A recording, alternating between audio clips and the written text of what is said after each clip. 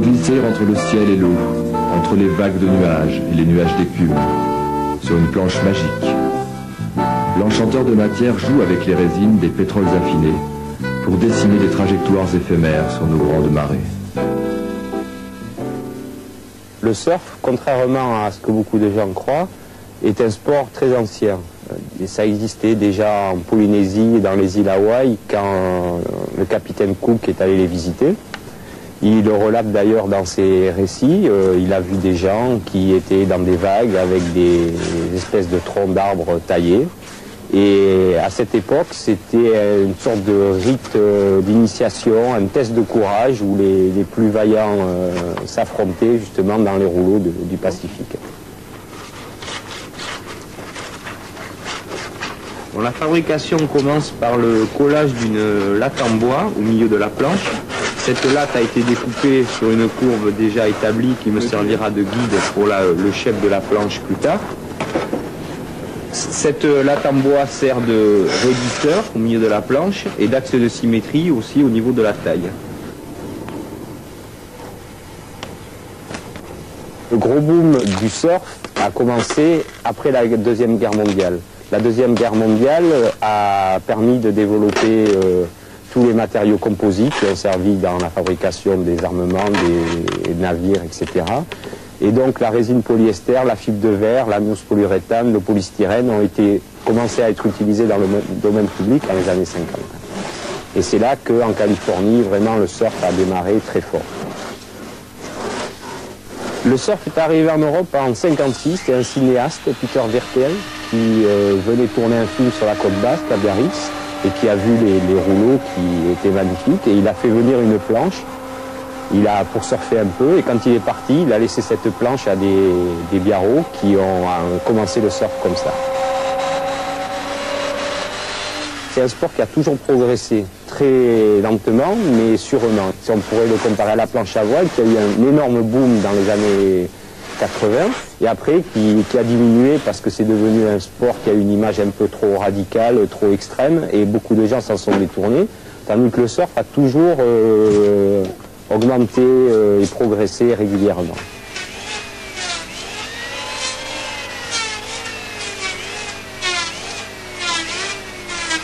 Le grand pionnier du surf, c'est un Hawaïen qui s'appelle Duke Hanamaoku, qui était en fait un nageur olympique qui a gagné des médailles dans les années 20.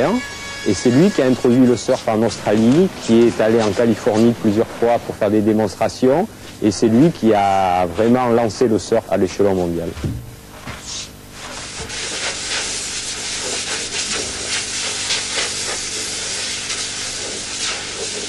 La salle de Shep a un éclairage très spécial qui permet de voir les courbes de la planche et qui détaille en fait les différentes courbes.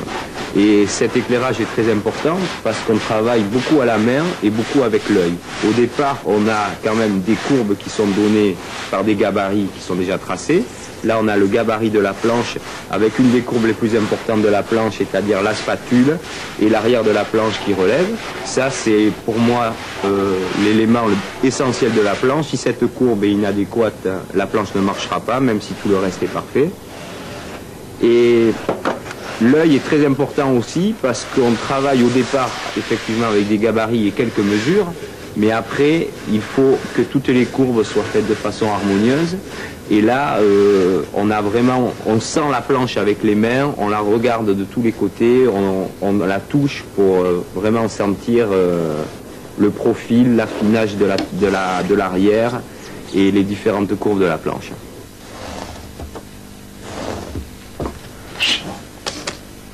La première fois que j'ai vu des surfeurs en France, c'était en 68, je crois, j'avais 11 ans. Et il y avait quelques Américains qui commençaient à venir surfer sur nos plages à Hossegor, etc. Moi, j'ai commencé à faire des compétitions. J'ai été champion de France plusieurs fois dans les années 70. J'ai été champion d'Europe en 1975. Et après, j'ai un peu laissé tomber, je dois dire. J'ai commencé à faire des études, etc. Et j'ai commencé à faire des planches moi-même en 73.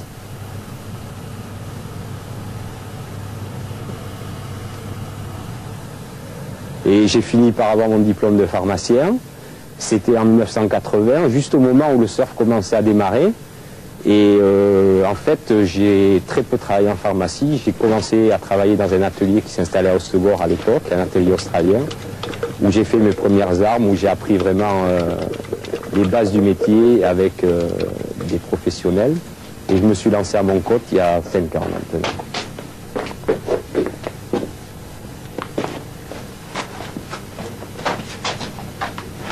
Superfrog, c'est un peu un pied de nez aux Anglais et anglo-saxons. Le surf, c'est un sport qui est vraiment dominé par les anglo-saxons, qui a un vocabulaire très anglais. On n'a pas encore fait toutes les traductions de termes techniques. Moi-même, on m'appelle un shaper, qui vient de l'anglais shaper, mettre en forme, sculpter. Mais je ne suis pas un sculpteur, je ne suis pas un dessinateur. Je fabrique des planches de surf et on n'a pas encore trouvé d'autres termes.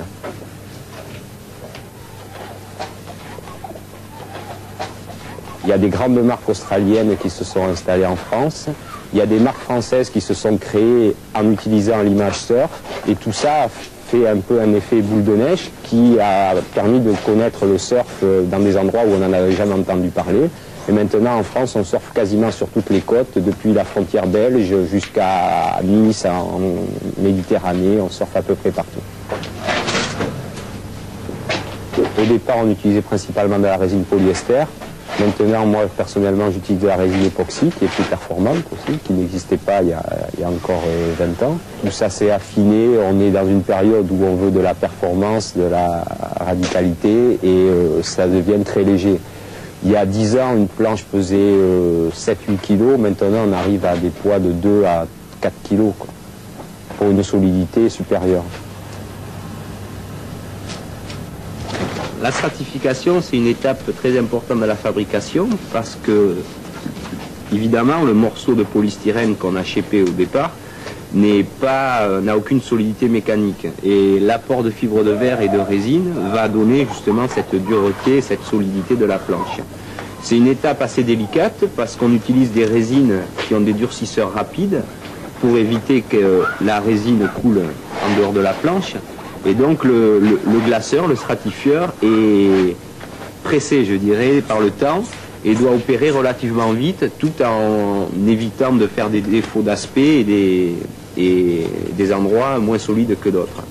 Et c'est un poste, je dirais, un peu sportif, quoi. Il ne faut pas traîner, et il ne faut pas perdre son temps, on n'a pas trop le temps de rêver quand on fait ça. Le surf, c'est un sport qu'on ne peut pas mettre en équation, parce qu'on évolue sur un élément, une vague, qui est un élément mobile et qui n'obéit à aucune loi. Ça avance vers la plage et en même temps la forme de la vague change. Comme par rapport au ski, par exemple, il faut un surfeur, ça serait quelqu'un qui skierait sur une montagne, qui avance et qui change de forme sous ses pieds en même temps. Donc c'est très dur à mettre en équation. Donc ça laisse à des gens comme moi qui fabriquons des planches une énorme marge de manœuvre parce que tout ce qu'on crée est un peu subjectif. On n'obéit à aucune loi physique précise. Depuis le temps qu'on fait des planches, on s'est aperçu qu'il y avait beaucoup de choses différentes qui marchaient, mais il y en a qui marchent mieux que d'autres. Et c'est là que nous, shapers, créateurs de planches, on intervient. Une planche de surf aujourd'hui, c'est un petit bout de plastique, on peut dire, qui est pas lourd du tout. Ça pèse, celle-là doit peser 2,5 kg. C'est une forme de goutte d'eau avec un avant spatulé qui permet évidemment de glisser. On peut comparer ça à un ski en quelque sorte, à part qu'on n'a pas les pieds attachés dessus, on est posé dessus. Il y a un avant spatulé, un arrière avec des lignes de fuite profilées pour favoriser la glisse. Et ce qui est important, c'est dessous, on a 3 ailerons qui se situent autour du pied arrière et qui permettent de diriger la planche. La base, c'est ça. Quand le surf a commencé à se développer en France dans les années 70, quand j'ai commencé à surfer, les surfeurs étaient marginaux dans le sens où déjà ils étaient peu nombreux à l'époque hippie, mais ça a beaucoup évolué.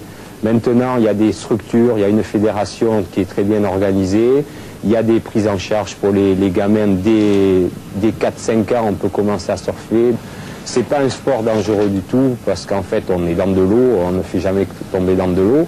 Il y a beaucoup moins d'accidents qu'en ski par exemple, très peu d'accidents graves. Il suffit de savoir bien nager. Et le côté marginal a complètement disparu. Maintenant, au contraire, la publicité, les médias utilisent l'image surf. Combien de fois on entend un homme politique disant qu'il surfe sur la vague du progressisme ou du renouveau ou des choses comme ça. On entend ça tout le temps à la radio. Et bon, c'est complètement rentré dans les mœurs. Maintenant, on fait partie un peu du décor. Pour l'instant, toutes les planches de surf sont fabriquées à la technique que j'utilise ici, c'est-à-dire qu'elles sont fabriquées à la main, shapées et stratifiées avec la fibre de verre. Mais il y a une tendance actuelle qui est à fabriquer des planches moulées de façon industrielle. BIC Sport, qui est le leader mondial de la planche à voile, depuis 2 ans s'est intéressé au phénomène surf.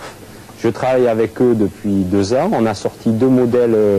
Un premier modèle il y a 2 ans de planche d'initiation, qui est une planche industrielle qui sort donc moins cher que ce que nous on fabrique à la main. Et ils vont sortir au printemps qui vient un deuxième modèle de planche plus performant, je dirais, pour atteindre le surfeur pratiquant moyen. Je travaille avec BIC en leur fournissant des prototypes qui servent à élaborer le produit final qui est moulé. Et il faut être réaliste, je pense que c'est une évolution logique de la fabrication. C'est-à-dire que quand le marché sera suffisamment important pour que des gros industriels se penchent sur la question, les planches seront en grande partie fabriquées de façon industrielle qui réduit beaucoup les coûts de fabrication. Alors nous, on a quand même, en tant que petits fabricants qui fabriquent un peu de pièces à l'année, on a quand même un avenir en fabriquant du haut de gamme et du sur-mesure. C'est pour ça que, avant que tout soit fabriqué industriellement, le surfeur étant par principe un individualiste et qui aime bien avoir un produit personnalisé, on a encore de beaux jours devant nous.